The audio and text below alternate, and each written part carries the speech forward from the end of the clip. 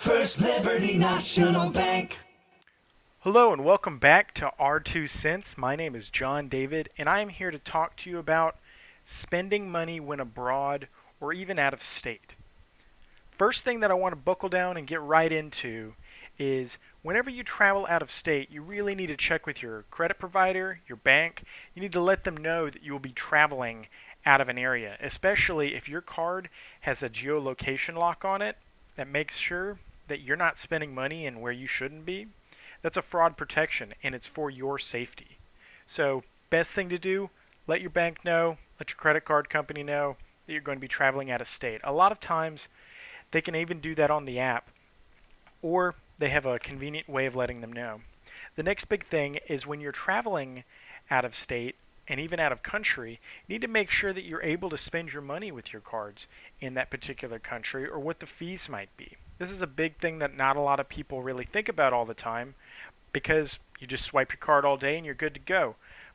However, I really must warn you about this type of mentality when it comes to spending your money out of state, out of country.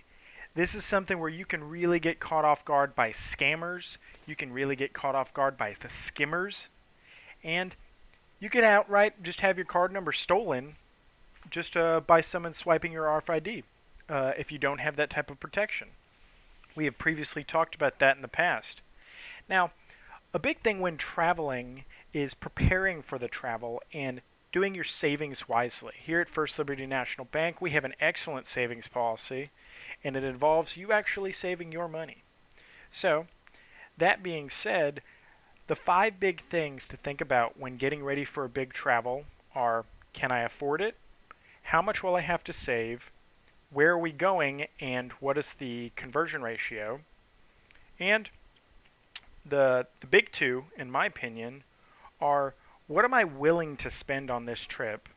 And will it equal more happiness or more debt? Those are kind of the big 4. And the last but not least is: how many people am I going to be paying for? That's a big thing for a lot of big families. It can grow immensely out of proportion when you're trying to save and spend all this money that you've worked really hard for year-round, and your wife, your spouse, your husband really wants to take that nice big trip to Disney World, but you just haven't had enough time to save up that money. This when financial planning comes into play. So, I'm not going to give you specific financial planning advice that's, very specific, but I will say, if you can save a bunch of money out of your paycheck every 2 weeks, or week depending upon how you get paid, or monthly, it's really good to save a certain amount of that money for rainy day fund, vacation fund, heck, maybe even redo honeymoon.